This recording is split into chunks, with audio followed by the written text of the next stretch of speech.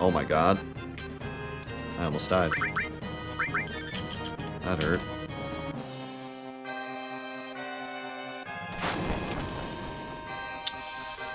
It's crazy to me, and I mean, I'm glad they don't do this, because I think they need to protect Mario and Zelda with their lives. But it's crazy to me that Nintendo fans will buy anything with Mario and Zelda on it, and yet they don't just churn out, like, side Mario and Zelda games. I mean, they make some, but... well, okay, I guess Mario, with Mario Party and Mario Golf and Mario Kart and everything. I suppose those count, but I'm thinking more like, you know how alongside the main Mario series back in the day, you had the Mario Land series? That was basically just Mario, but on the Game Boy.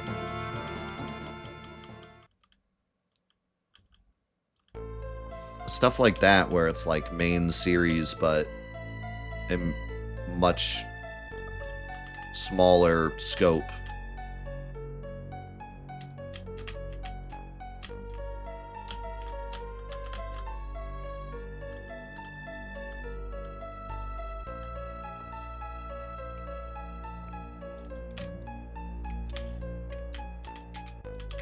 And Zelda's gotten a couple small games, but...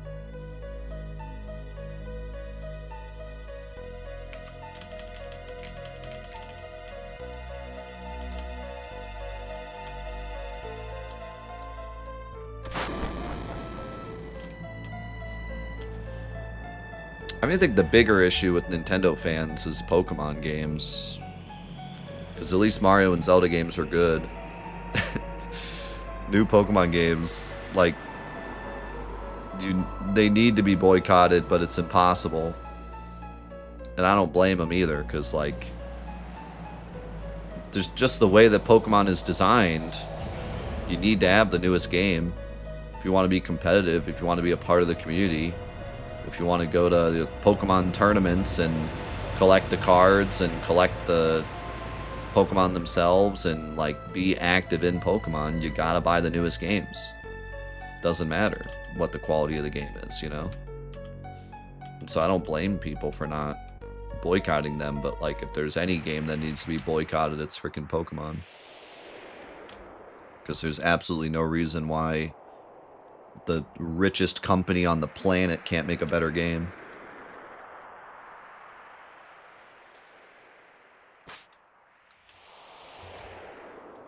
It's one of the most profitable things on the planet, I think.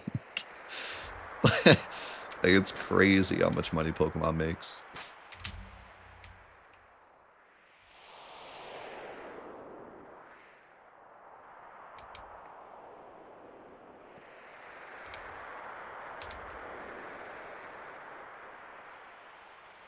Yeah, I mean, what's even the point of boycotting Pokemon? Like, do you realize the connected effort it would require to actually boycott Pokemon? You'd have to have, like, 19 different fandoms all stop purchasing Pokemon things. Every person on the street that buys a Pokemon hat for their son, you'd have to be like, no! Every card collector, every toy collector, every show fan, every, like, everyone. Everyone playing the mobile games, everyone playing the games. Everyone buying, freaking paper plates for their son's birthday party. No Pikachus. Yeah, it's just not gonna happen. Yeah, good luck. Good luck persuading every child on the planet not to buy the latest Pikachu.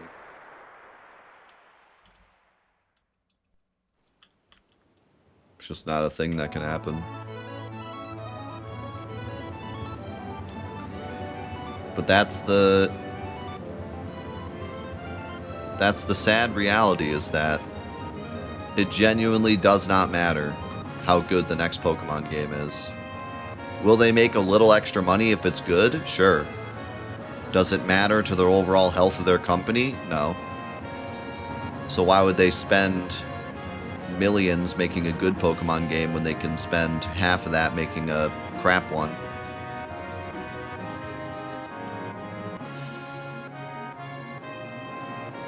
And there's not anyone at the company saying, like, let's give them crap. I hate our fans. It's just a business decision. Just, we can make so much more money if we don't spend $1 bajillion making this really good. It's just a business decision.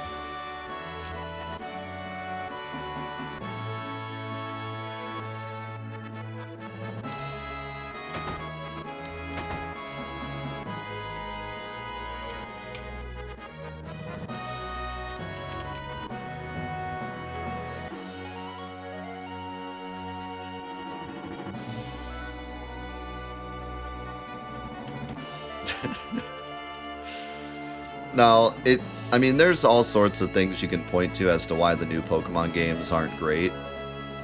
Like, you could say that the formula is getting stale, or that there's too many Pokemon and it's hard to, like, balance, or it's hard to just make up good ideas. But the fact of the matter is, they just don't work. And it doesn't matter what else, like, it doesn't matter how good the Pokemon designs are, it doesn't matter how much they change up the formula. None of that matters if the game just doesn't function, and the games just don't function. Scarlet and Violet were a complete joke. You know? So it's like, none of that even matters. And that's where I feel like you just put in a little extra money to make the game work is totally worth the fixing the backlash, you know? To me, I just don't get it. You have two options. You make a terrible game that doesn't function, and you have the entire Pokemon community mad at you, and the entire general gaming community mad at you, because you just made a game that doesn't function, and you get horrible backlash, a bunch of refunds, the general Pokemon brand is damaged because of it, or you spend a little extra money to make a still terrible game, but it actually functions correctly, and then you only have some people mad at you, and it lasts like a month, and then it's gone, and the Pokemon brand isn't damaged, you don't get a bunch of refunds. Like, how is that not worth it? You know? Like, it just, to me, like, that's where it doesn't make sense to me. I understand that they don't need to invest in making the greatest Pokemon game of all time, but there's no reason they can't make the game function. With their piles and piles and piles of cash. There's just no way.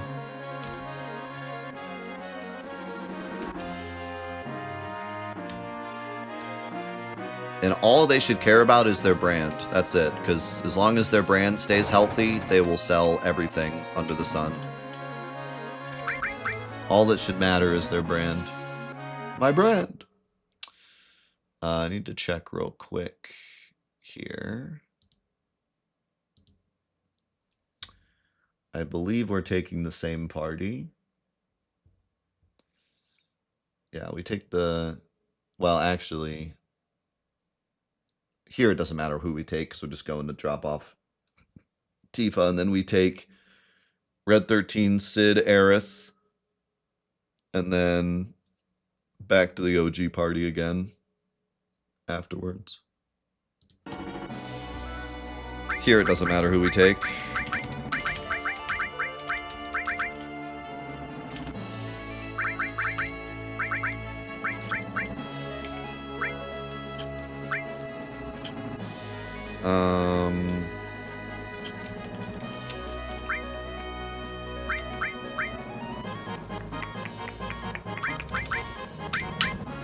Would be nice to have you.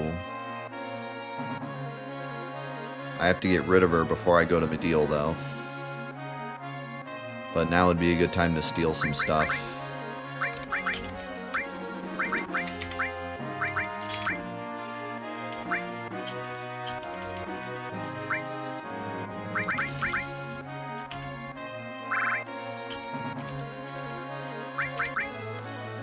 Speaking of stealing stuff, Give me that. Give me that.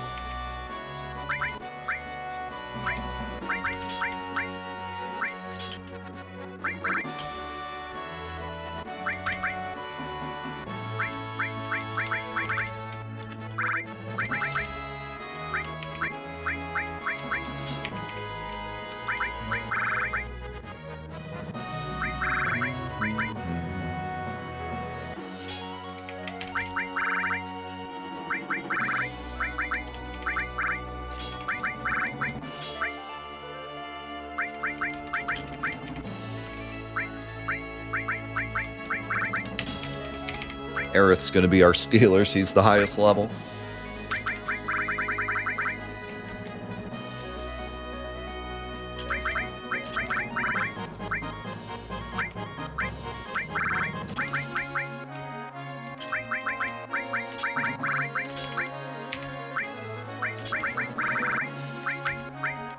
Where's my other restore?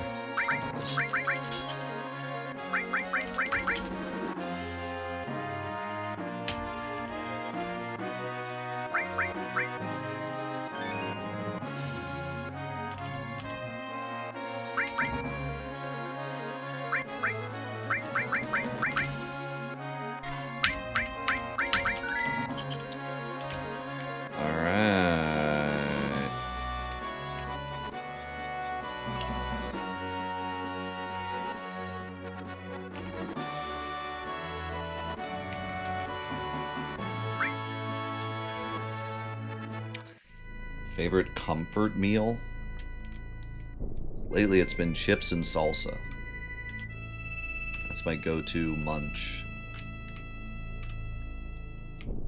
Freaking love chips and salsa.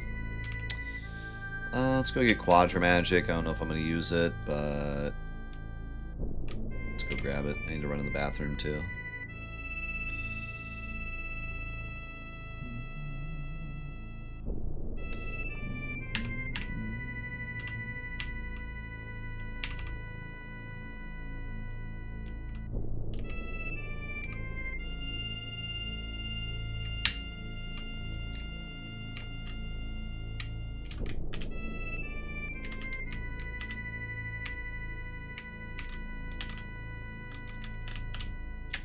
Woohoo! First try.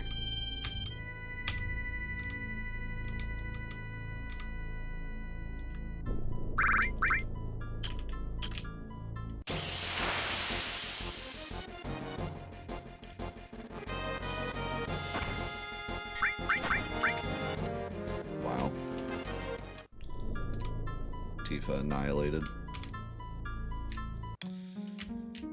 I might want to grab, well, I could wait till I get Cloud back. I could wait till I get Cloud back to do stealing. Yeah, actually, maybe I don't. Maybe I don't steal with Aerith. Maybe we just get Cloud back. Because he will,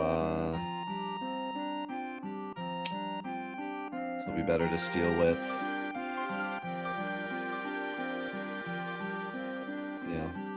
Alright, we're going to the bathroom real quick. Alright. So yeah, let's just get it popping, because it's not going to be worth it to do stuff with Aerith now.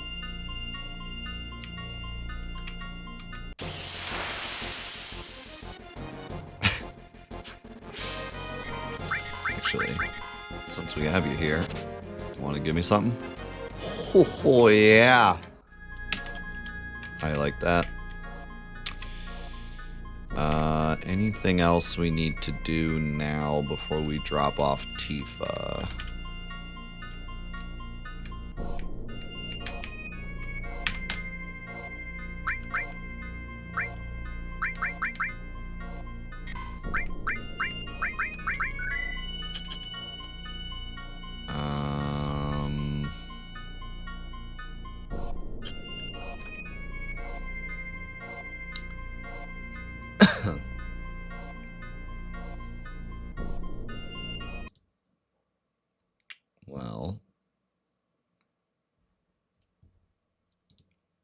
first things first.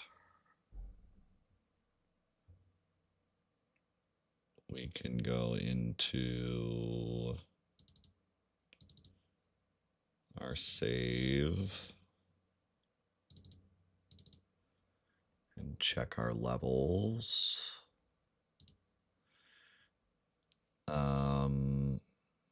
I think we did a check after Schizo, right? So we have one extra boss dead. Genova Death. And our levels are 20 plus 15 plus 5 plus 16 plus 7 plus Kate Sith, which is 1. 64. It's about to be 65 when we get Sid. I'm just going to set it to 65 because it's going to be 65 in like 2 seconds.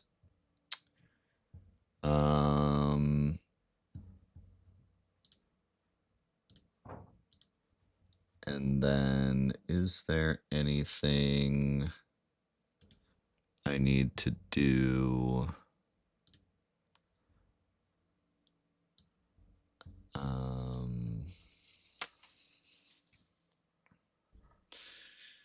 We need to...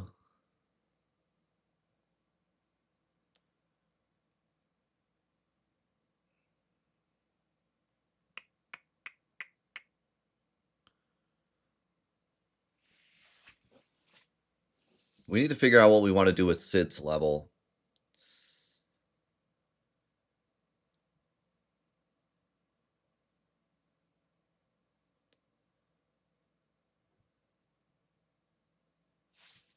Because we can level up Red up to a point. But do we even want to do that? Probably not. Yeah, I think we just go. So before we do Rocket Town, which this is a bit, because this is after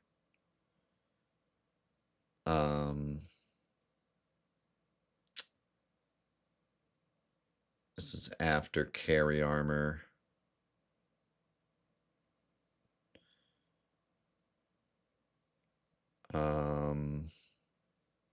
But basically, before we do Rocket Town, or no, never mind. Before we do Rocket Town the first time, we need to put the Chocobo in a stable, which means we're going to need money for a stable. And then we dump Red 13 in Cosmo Canyon. Then we go to Rocket Town. We have to make sure that Sid isn't in our party, because I think there's a soft lock or something. I don't remember why, but I made a note that Sid can't be in the party. And then we do Rocket Town, and then Temple. But that's all after fighting the Shinregards in front of Carry Armor. Yeah, I don't remember why, but I have a note here saying Sid can't be in the party.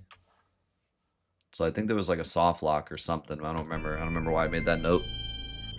It was a while ago. We did this. We did the like test run of this route back when we were doing the Barrett playthrough, I think.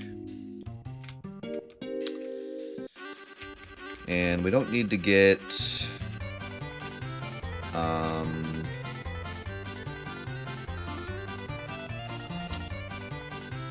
we don't need to get anything here. Like, we don't need to get the cursed ring yet.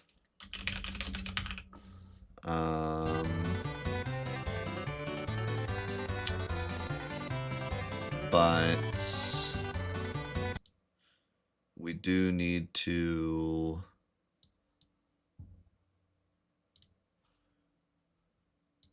We do need to get, talk to everyone here.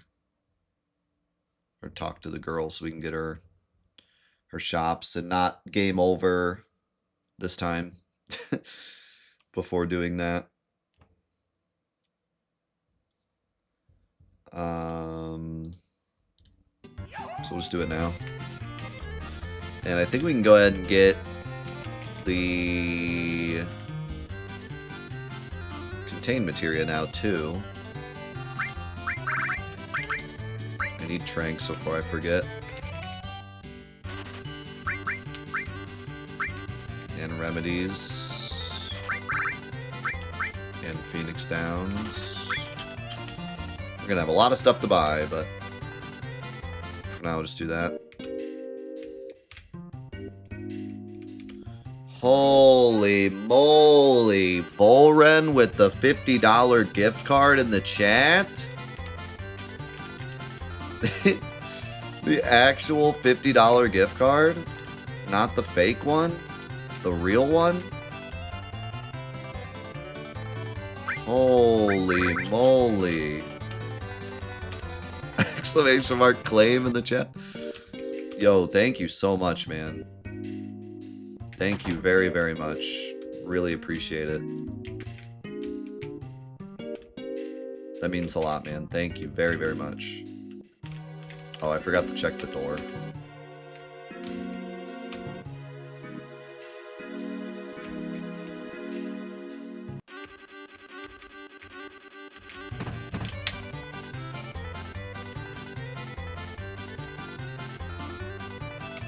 Bye, bye, bye. Shop till you drop.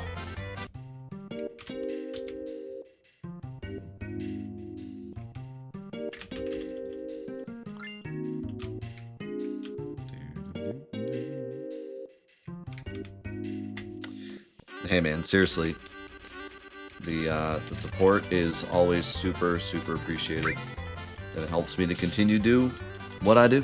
So thank you. Oh, I should mention this because a lot of people that watch this series probably watch the Parasite Eve series. At the end of Parasite Eve, there's a bonus dungeon with like a bonus ending, but we didn't do that as part of the Let's Play.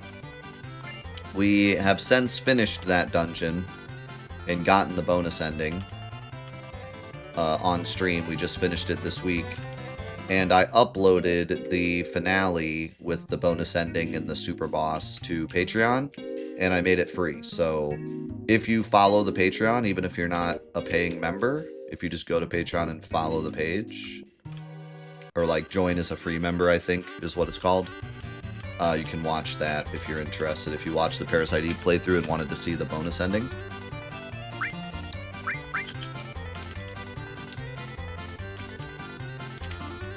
I wonder if I'm gonna need HP pluses for Ultimate Weapon. Yeah, it's wild. It is wild. How's it going, Ignitus? It is 70 floors, and each 10 floors takes about an hour, and then there's a boss at the end, and if you die to the boss, you have to redo the entire 10 floors. And it gets progressively harder. And you can only access it in New Game Plus. And you're really only strong enough to tackle it after playing the entire game through on New Game Plus. Oh, where am I going to Calm? So yeah, it's pretty wild. Very cool dungeon, though. Very cool because it really makes use of like all the mechanics of Parasite Eve, all the customization and stuff. It gives you a chance to really like go crazy with it. So it's really cool.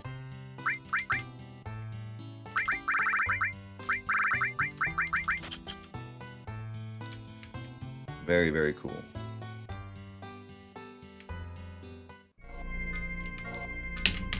And the bonus ending is wild. Not what I was expecting. Very cool, though.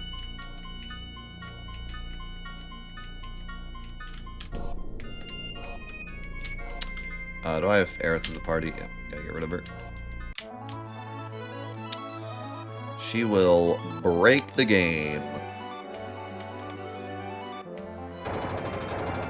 What the? That was something.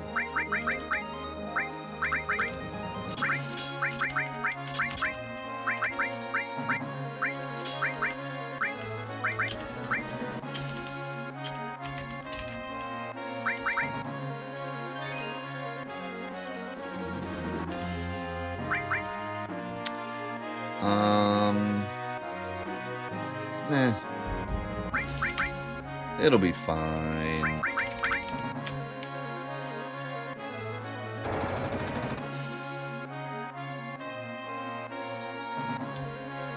I'm not worried.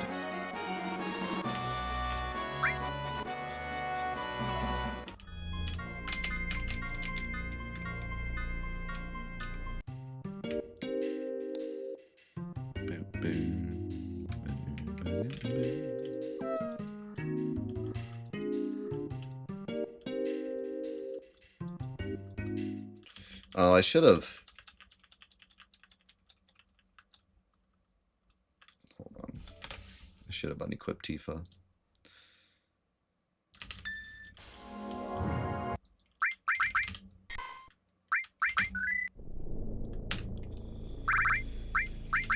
And I think I have to go get the Mimic Green again, too, but that's okay. Yeah, I need to get rid of your stuff.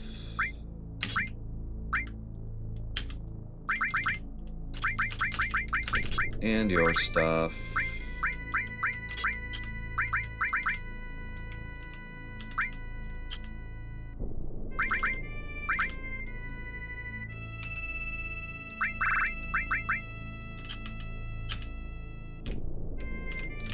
I'll just do everything again, real quick.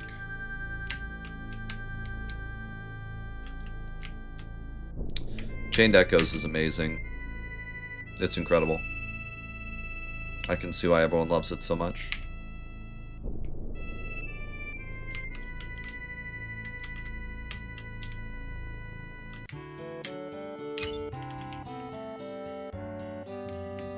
Better than a $50 gift card.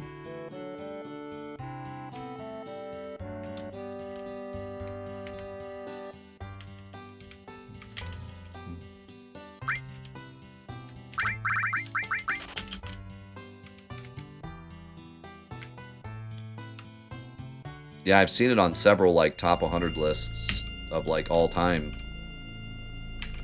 So I'm like, whoa. That's crazy. And now I can see why.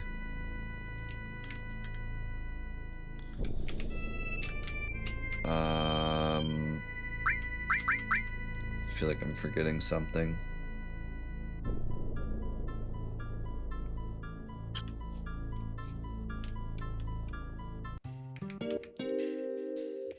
If I am, I'll think of it.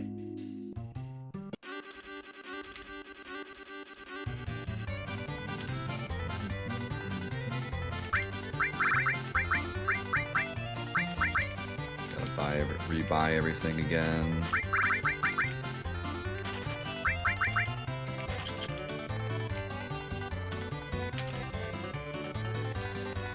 Get the curse ring again.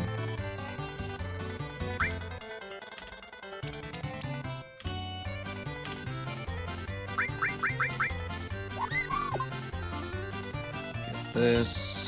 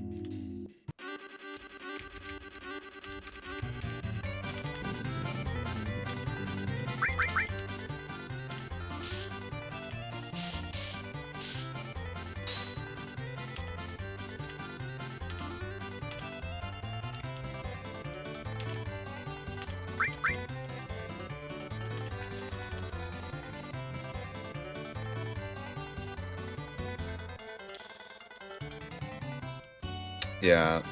It's...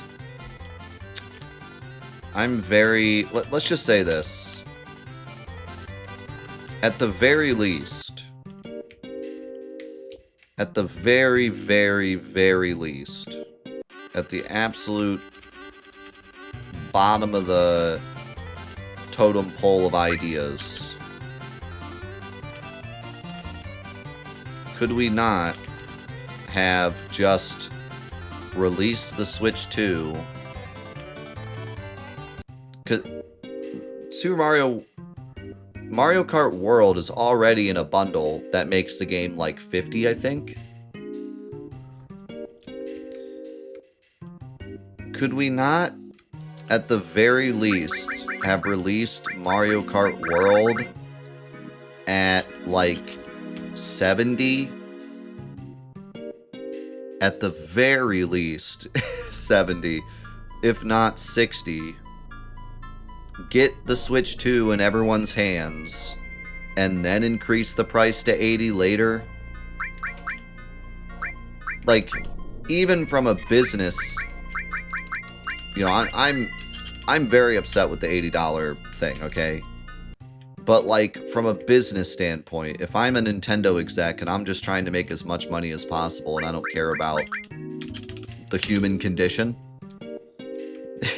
would it not be smarter to release games at the normal price first until everyone already owns the Switch 2 and then jack the price? It's just insane to me on so many levels that they'd be like, yeah, let's make games $80 now before the Switch 2 is even out. Even if they're trying to screw everyone over. I just don't get it. That's what baffles me. It doesn't baffle me that Nintendo would make games $80.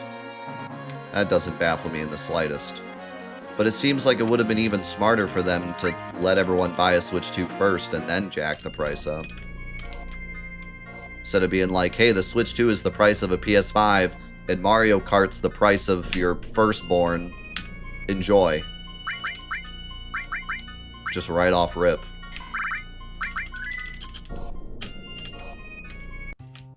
Don't you think that's going to make people mad and not buy the Switch 2, and then they're not going to have a Switch 2 to buy other things? Like, I just don't get it.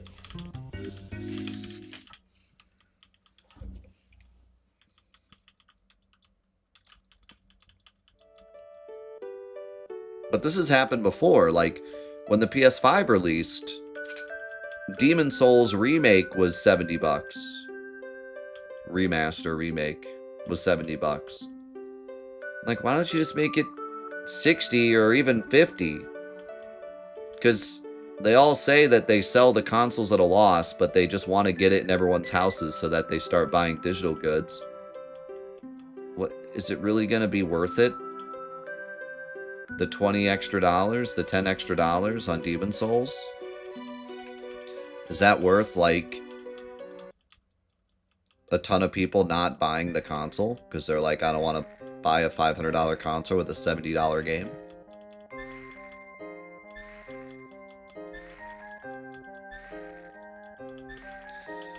I don't get it.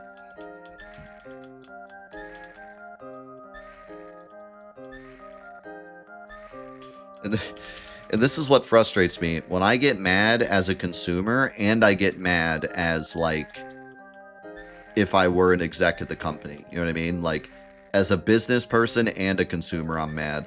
I'm mad as a consumer because they're trying to raise the overall price of games. And, you know, I have to feed my children. But then I'm also mad as, like, someone in the industry being like, wouldn't it be smarter to do this another way? You would make more money. You would make more money if you got more people to buy a Switch 2. And Mario Kart World is gonna... I mean, if Mario Kart World was $50, I think everyone on planet Earth would buy it. Like, holy crap. Just look at how popular Mario Kart 8 still is. Could you imagine how many people would buy Mario Kart World if it were $50?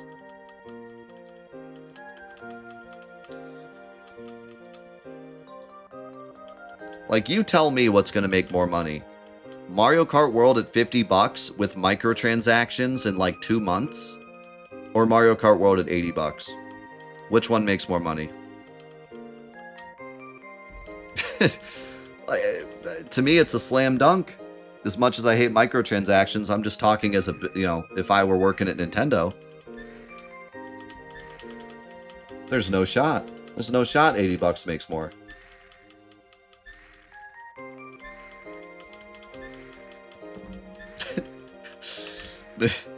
The execs at Nintendo were like, this $80 bad boy can fit so many microtransactions in it. You're not wrong.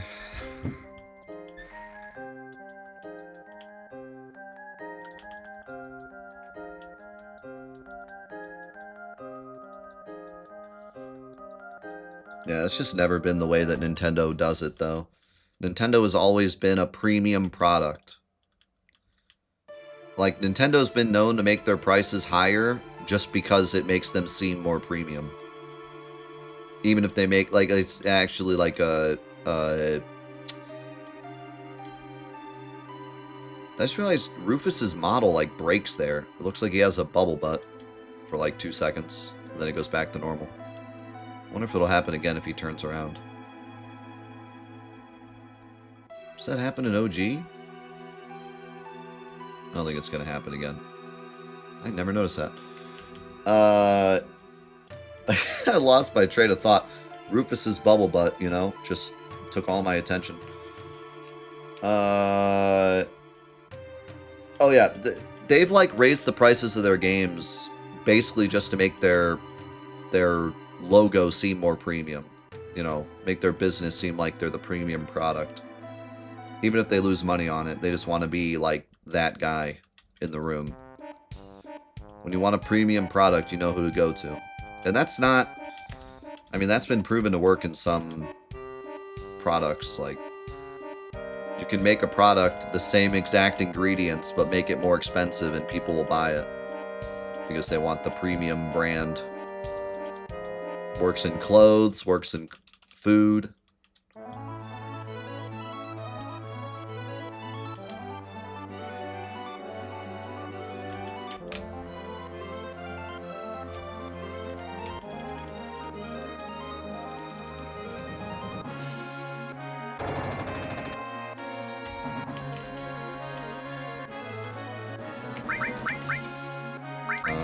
We need to bring these two, I believe. Double check, but I'm pretty sure. Yep.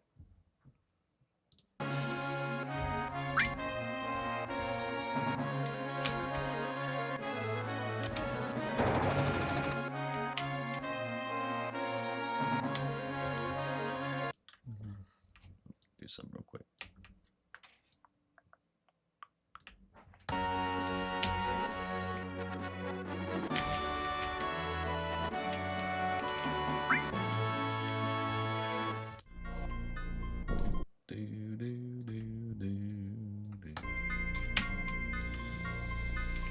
All right.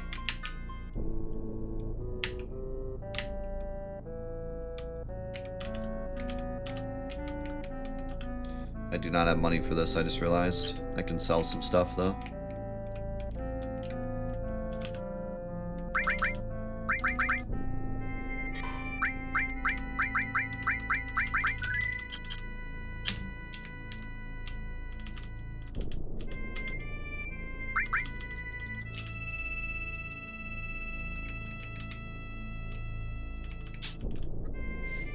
How's it going, Crimson?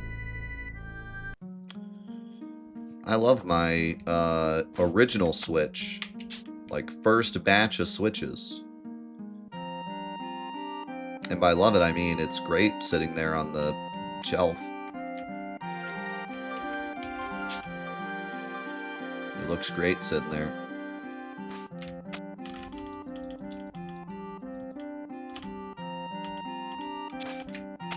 Okay, let's talk to the boy first.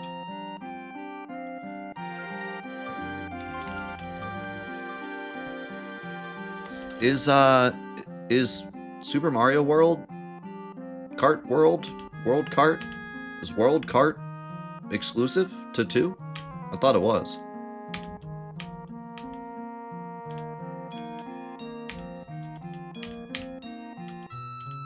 Yeah, I mean, that's what I would buy it for.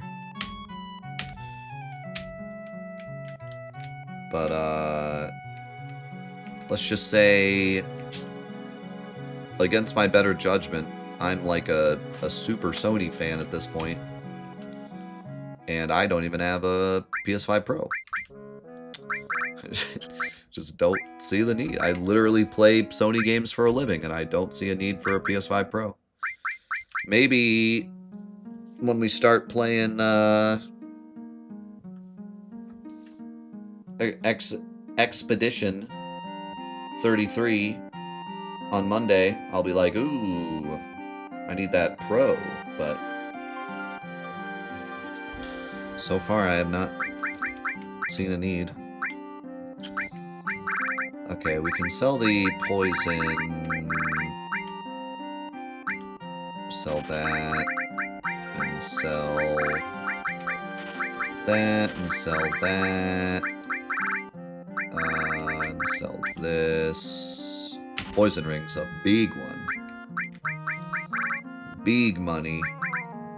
Oh, I just realized I never stole a Gigas armlet. I forgot to sell. I was gonna steal one in case I wanted to do some like crazy strat against Demon Wall. Darn, I think that's gone too. I don't think you can go back there, can you? I think that's the only Gigas armlet you can get.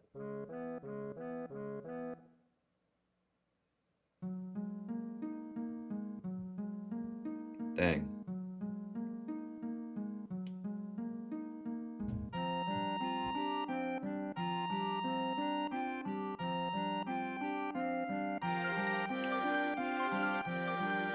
I can't get the warrior bangle. That gives XP, right?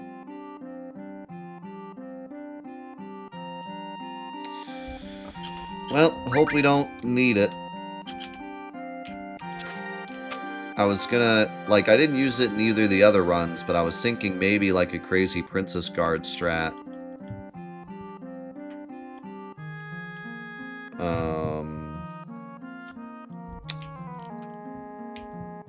Crazy Princess Guard strat. Maybe we could use the Gigas armlet, but...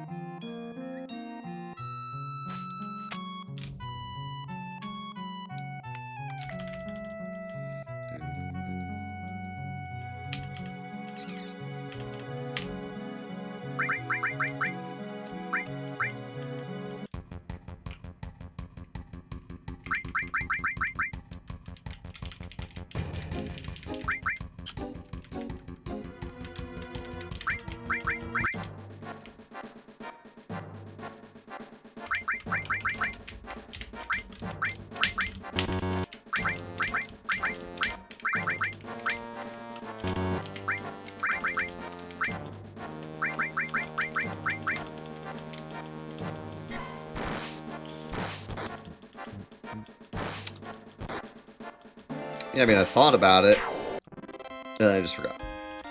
But I had it in my head when we got to that section. Let's go in Tomahawks. We have had a fantastic week. We finished Parasite Eve's bonus dungeon, finished Sonic Origins Plat. Now we're doing a big turn-based week next week, and then Indie Gauntlet starts. So I am excited. And I've been working like every night on Indie Gauntlet stuff to get it ready. I'm excited to show everyone what we got in store for Indie Gauntlet this year.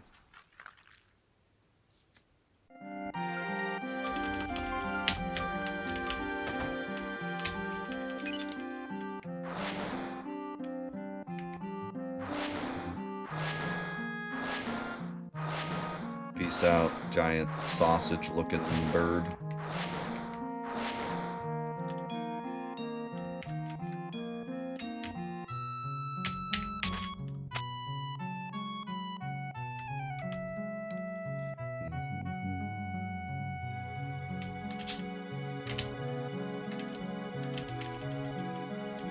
I believe Sonic Origins was 179, I think.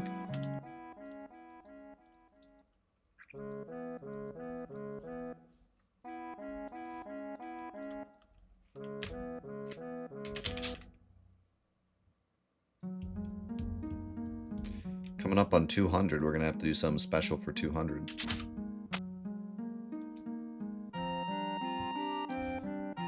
My 100th platinum was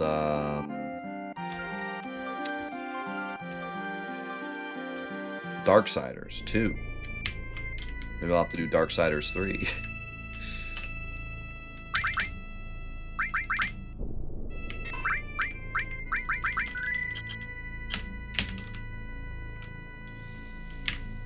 Okay, time to do the old coral maneuver.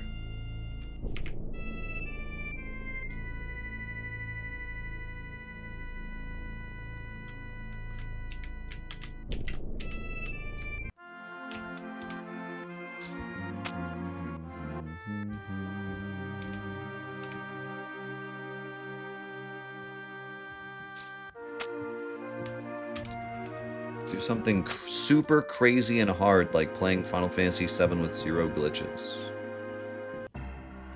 How hard would that be? Final Fantasy VII, no glitch run. You have to play the whole game without any glitch happening. Or you have to reset. Parentheses impossible.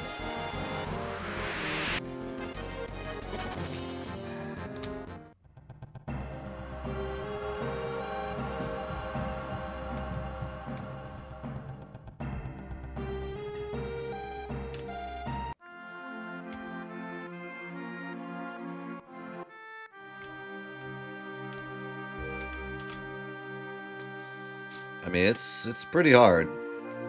It's pretty hard to play the game without any glitch happening. I mean, we had a glitch happen when I was in the Whirlwind Maze. There's a glitch on the Steam version where sometimes when you open the menu, the green thing that flies by gets off cycle. And you like can't tell where it is. Like the animation gets desynced with where it actually is.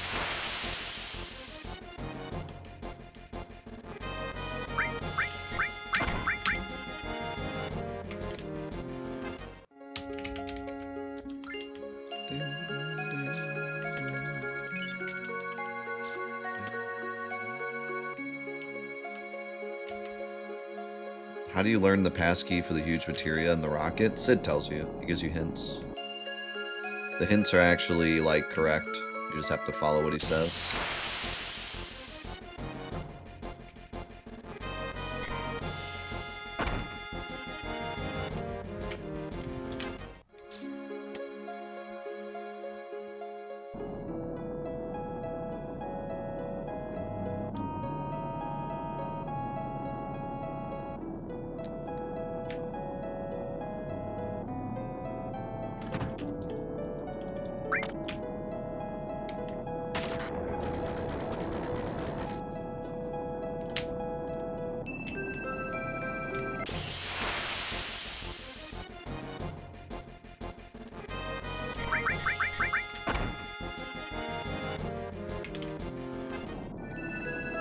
It's Sid with his 15 MP.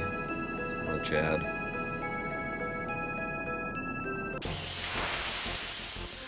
That's about as much MP as I figure Sid would have.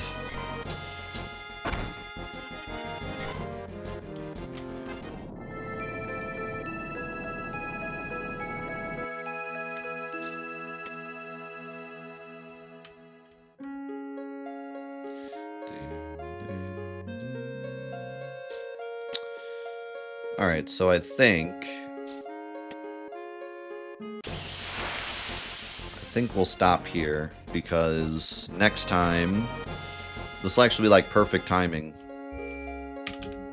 because in the cloud playthrough we also stopped short of this so that I could eat lunch while we waited for the train.